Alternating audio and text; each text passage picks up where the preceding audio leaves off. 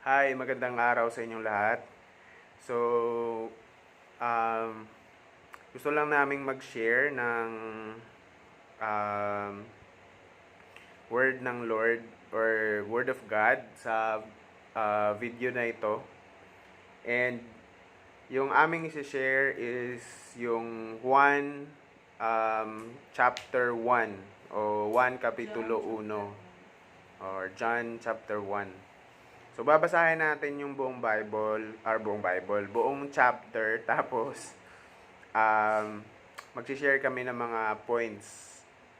So, nandito si Juvie, nakahiga lang si Nathan, kaya, hindi nyo siya nakikita. Tulog kasi yung isa.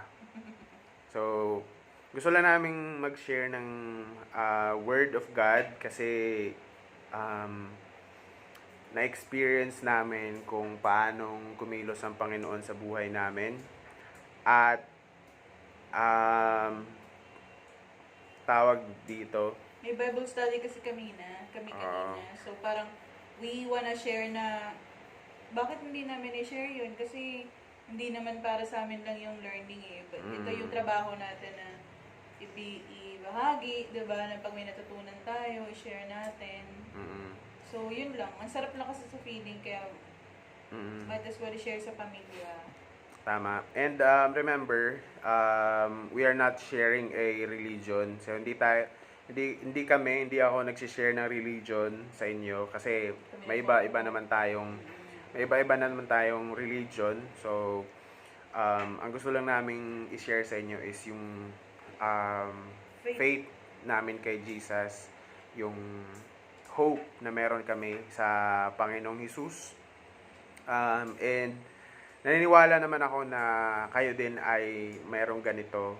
So, gusto lang natin lahat na mas lumalim pa yung pagkakakilala natin sa Panginoong Hesus kasi siya yung naniniwala ako na lahat tayo ay naniniwala na siya ay Diyos at siya ay tagapagligtas. So, magandang bagay na pag-aralan natin kung ano yung mga ginawa niya noon at ano yung ginagawa niya sa kasalukuyan sa mga buhay natin. Since na hindi naman nawala si Jesus, pumunta lang siya sa langit at meron siyang Espiritu Santo na kasama natin at hanggang ngayon ay kasama natin siya.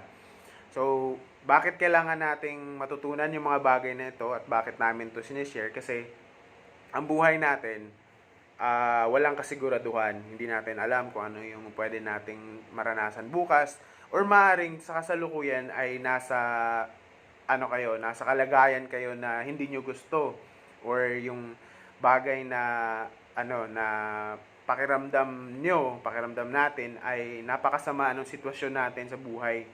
So makakatulong ito ang pagkakakilala natin sa Panginoon, makakatulong ito para magkaroon tayo ng liwanag at makita natin yung pag-asa na ino-offer at binibigay ng Panginoong Hesus para sa atin, para ma-enjoy natin yung buhay natin habang nabubuhay tayo dito sa lupa, di ba? So, yun.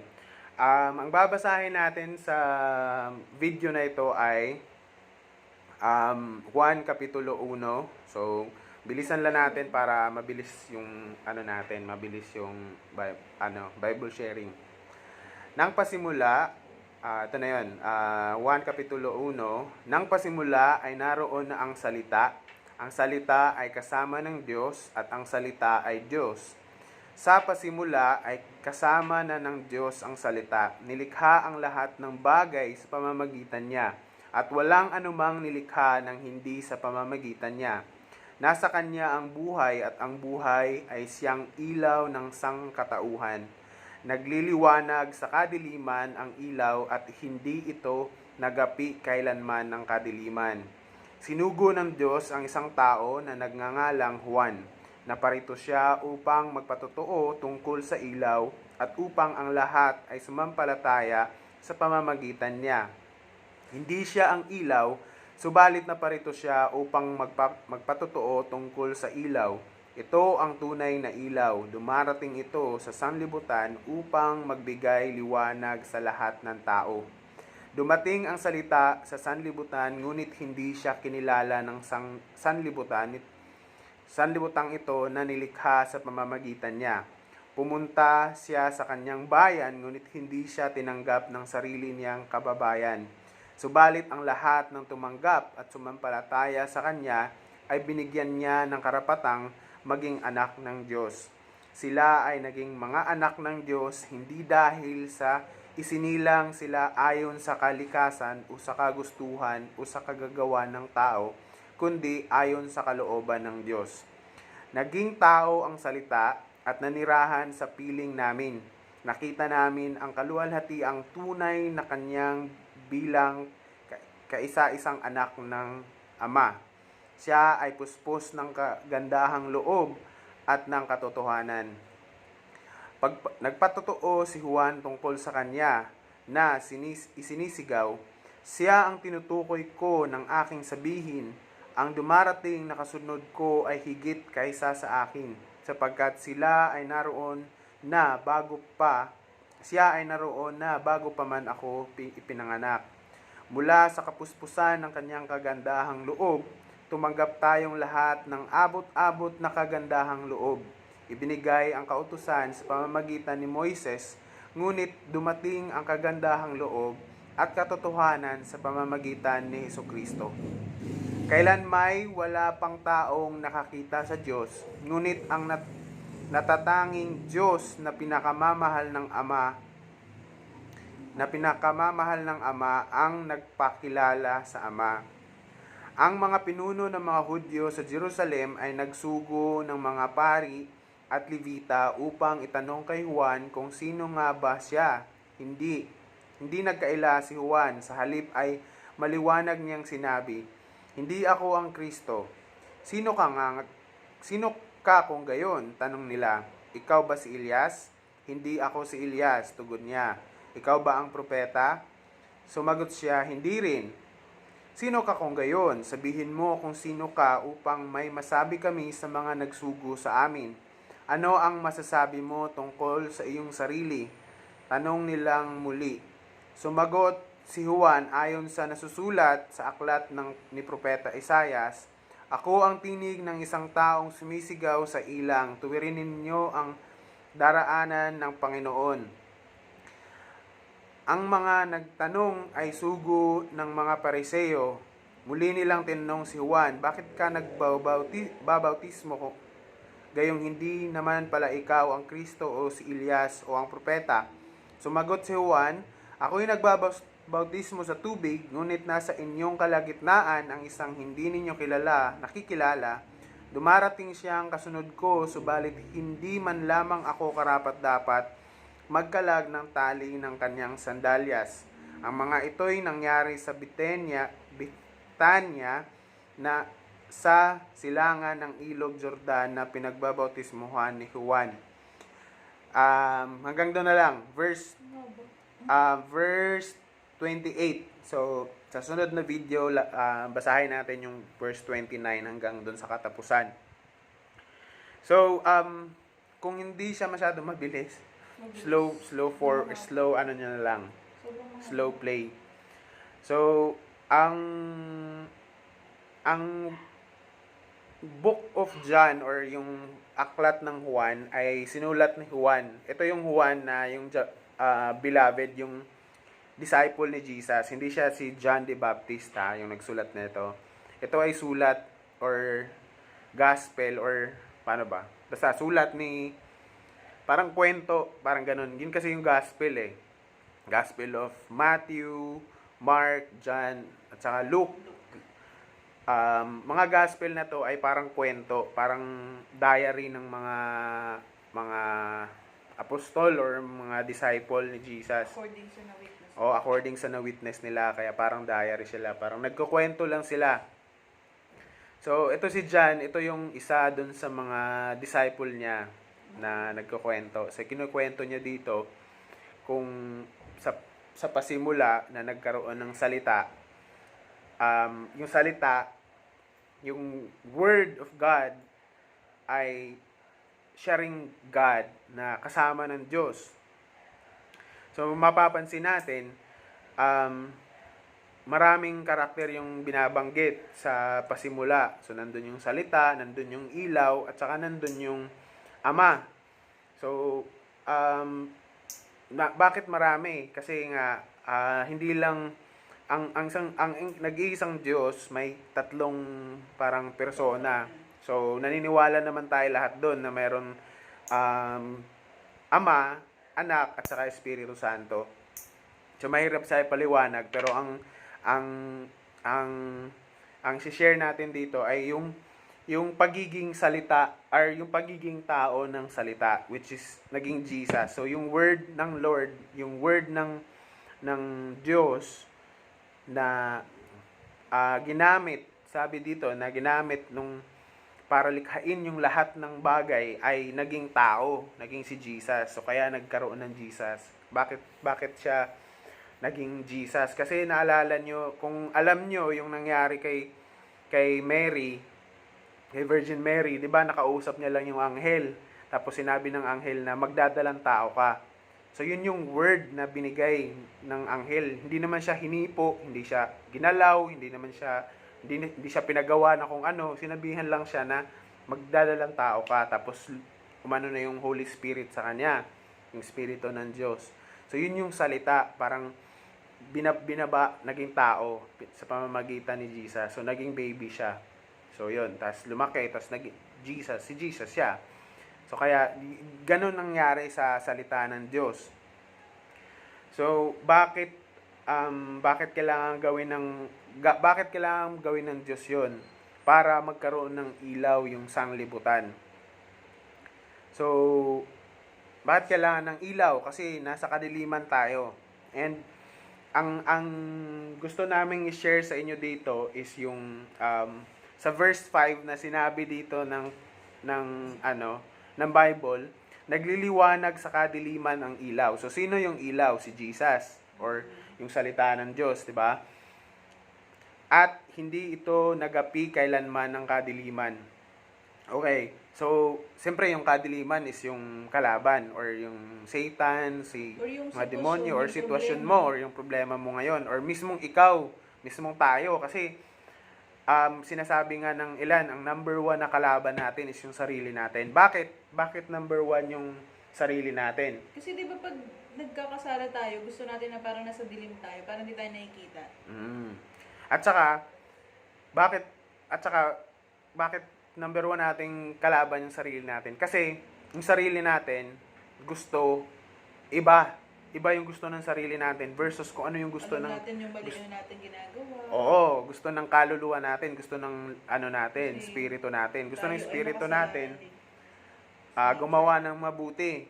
Gumawa ng mga bagay na nakakatulong, nagbibigay ng productivity, gusto natin 'yon, 'di ba? Pero ang katawan natin tinatamad, gusto magpakasarap, manood lang ng kung ano-ano. So, magkaiba yung So, sabi dito, nagliliwanag sa kadiliman yung ilaw at hindi nagapi kailanman ng kadiliman. So, ano man yung kadiliman na meron tayo ngayon sa buhay natin, problema sa pera, sa relasyon, kalusugan, kadiliman yan na hatid ng either ng kalaban or ng sarili natin mismo or yung kasalanan natin, di ba? Pero once na makuha natin yung liwanag at imbitahan natin yung liwanag sa buhay natin, nariyan lang yung liwanag eh. Nariyan lang eh. Hindi naman siya nawala eh. Nasa mundo lang siya, nasa paligid, nasa puso natin. Pero hanggat hindi natin siya pinapapasok sa buhay natin, hanggat hindi natin siya ilalagay, parang ilaw, nandyan lang yung ilaw, pero hanggang hindi natin siya ino-on, hindi natin siya kinakabit, hindi natin siya na-on, hindi siya magliliwanag, parang ganon. So, kailangan nating tanggapin at saka i-on sa buhay natin yung liwanag, which is, yun nga, si Jesus. Kasi, may nangyayari sa buhay natin. And, eventually, mawawala yung kadiliman once na nagliwanag na, kahit kukonting liwanag ng Panginoon, Paano mo siya i-on? mawawala. So, yun. Paano mo siya i-on? Paano mo siya tatanggapin? Paano mo kunin yung ilaw? Paano mo tatanggapin yung ilaw? Paano mo gagawin yun? Sinabi nga ng Panginoon dun sa Romans 10 verse Romans 3 kalimutan ko na. Romans 10 verse 10 to 13. Tingnan natin ha. Sabi niya dito, Romans.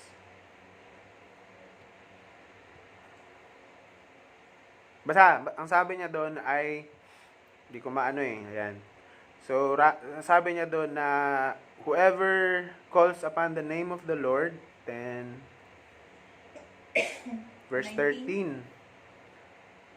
At sabi niya dito, for everyone who calls on the name of the Lord will be saved. So, ano nga yung gagawin natin? Tumawag lang tayo. Sabi niya nga dun sa binasa natin kanina na ang sino mang tumanggap sa anak or dun sa ilaw, kasi yung anak yung ilaw, ay magkakaroon ng karapatang maging anak ng Diyos. So, since nasa kanya na yung liwanag, magiging parte na siya ng liwanag at siyempre, hindi na siya magagapi ng kadiliman. So, kailangan nating tumawag sa Panginoon. Kailangan nating tawagin yung pangalan ng Panginoon. Kung nasaan ka man ngayon, kung nasa bahay ka, natutulog, nalulungkot, namumblema, tumawag ka sa Panginoon, tawagin mo ang Panginoon, sabihin mo, Panginoon, tinatawag kita at kailangan kita sa buhay ko sa oras na ito. Tinatanggap kita bilang aking sariling Diyos at tagapagligtas at maghari ka sa buhay ko para tulungan mo ako sa sitwasyon ko ngayon. Ganun lang naman yung Aminin mo hindi mo kaya. aminin mong hindi mo kaya kasi yun yung sinabi ng ng Bible eh, yung sinabi ng Panginoon eh na tawagin mo lang ako at nandyan ako. You will be saved. Kung nasaan ka man ngayon, masisave ka dyan. Ano ba yung kaligtasan? Kung ibig sabihin, kung nasa aksidente ka, hindi ka maaksidente. Kung nasa maaksidente ka, hindi ka namatay, hindi ka masasaktan kasi naligtas ka. Kung nasa utang ka, hindi ka makukulong kasi binayaran na yung utang mo. Kumbaga ganon, parang ganon. Or pinatawad ka nung pinagkautangan mo. Wag yung tropa yung tawagin mo kasi pag yung tropa, magpapalibre ng inumin. Ayun. So, yun nga. Happy-happy lang. Okay lang naman na may mga kaibigan ka, pero pag hindi, alam naman natin na hindi maganda yung hindi yung maganda yung ginagawa natin, 'di ba? So, masarap talaga siya. Pero kung doon ka mag-stay at siyempre mahirap talaga siyang tanggihan kasi nasubukan ko rin na magkaroon ng mga kaibigan at yung ka rin, 'di ba? Tas bad influence sila. Mahirap din talaga silang parang itulak at saka hindi na ako sasama kasi din 'yan kumbaga, 'yan yung gusto mo 'di ba? Pero siguro yun nga, apply lang natin yung tumawag tayo. Kasi naranasan ko talaga before na kahit gusto ko, dahil tinawag ko at hiningi ko sa Panginoon na Lord, hindi ko to kaya. Kumbaga, kung mangyayari ulit to at may pagkakataon, gagawin ko ulit ang kasalanan na ito. Dahil sinabi ko yun, si Lord mismo, ang Panginoon mismo yung gumawa ng paraan para hindi ako mapunta dun sa sitwasyon na yun. Kumbaga, gumagawa siya ng paraan somehow na ma-prevent ako na halimbawa, ito, hindi, kasi, parang inano ko kay Lord na hindi na ako iinom. Tapos, sabi ko, hindi na ako inom, Lord, kasi wala naman siyang hindi ko naman kinokondem yung mga nagiinom, pero para sa akin kasi, walang epekto na idudulot na maganda kasi yun so sabi ko na, Lord, ayoko nang uminom, tapos ganun. Pero, pag pinilit kasi ako, Lord, pag pinilit kasi ako, pwedeng mag-give in ako kasi parang, respeto mo dun sa nagyaya sa'yo, di ba? So, mangyayari, baka pumayag ako. So, ganun. 19 minutes na. So, yun, parang ang sinabi ko, Lord, tulungan mo ako, ayoko na, parang ganun. So, alam nyo, every time na may nagyaya sa akin, niyaya ako, ganun. Tapos sabihin ko, hindi ako. Siyempre, hindi ako. Tapos, siyempre, makukulit. Mga dalawa. Tapos, the moment na mag-decide ako na, sabi ko, pag nagyaya pa to, papayag na talaga ako. Kasi parang, ano ba, respeto mo, pagbibigyan mo na lang. Kasi parang, makulit na eh. Diba? Yung paulit-ulit na pangungulit, minsan kasi, yun yung magdadala sa'yo na parang, sige na nga, parang kulit mo eh. Pag the moment na nag-decide ako ng ganun, si Lord yung gumagawa ng paraan. It's either may taong magsasabi na, wag mo na, hayaan mo na yan.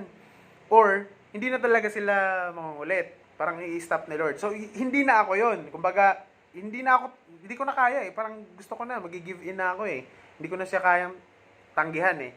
Pero dahil nga, tumawag ako kay Lord, tumawag ako sa Panginoon ng tulong, tinulungan niya ako, nag-intervene siya, kung yun yung baga, parang ganun. Ayun. So, yun lang yung sharing namin kasi medyo 20 minutes na, mataas na. So, invite ko na lang kayo, invite namin kayo sa panalangin.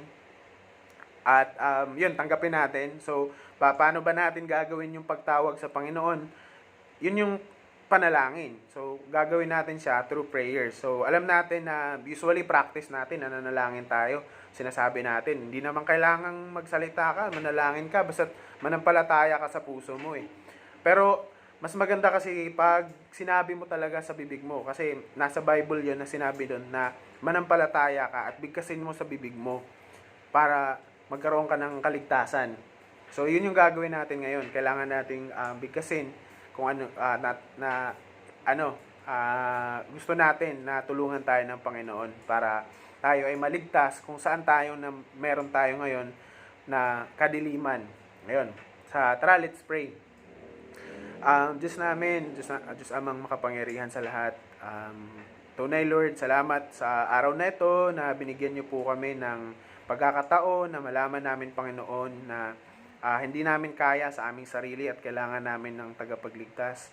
Panginoon, tinatanggap po namin kayo bilang aming Diyos sa tagapagligtas at naniniwala po kami, Panginoon, na kayo ay namatay at nabuhay uli para sa aming kaligtasan, sa aming kasalanan, sa katubusan ng aming kasalanan. Panginoon, hindi namin kaya at nagpapakumbaba kami sa inyo, Panginoon, na tulungan niyo po kami sa aming buhay na magkaroon ng kaligtasan at makasama ka dyan sa langit, Panginoon. At higit sa lahat, Lord, na mapagtagumpayan namin yung mga pagsubok dito, Panginoon, habang nabubuhay kami sa lupa. Tulungan niyo rin po kami, Panginoon, na ano man yung sitwasyon namin sa kasalukuyan, Panginoon, ay tulungan niyo po kami na mapagtagumpayan ito at mag-ilaw po kayo, Panginoon, sa aming buhay para mawala po yung kadiliman na kung ano yung meron kami ngayon, Lord. Kaya, Panginoon, mula sa araw na ito, kayo po ang maghari sa aming buhay sa pangalan ng Panginoong Hesus. Amen. Ayun, salamat guys sa pakikinig ng video nito. Mag-like kayo and subscribe. Joke lang. Mag-like kayo sa video kung pinanood nyo to at nanalangin din kayo. So kung nanalangin kayo at pinanood nyo yung buong video nito, ay mag-like lang kayo sa video para alam din po namin. Maraming salamat. God bless.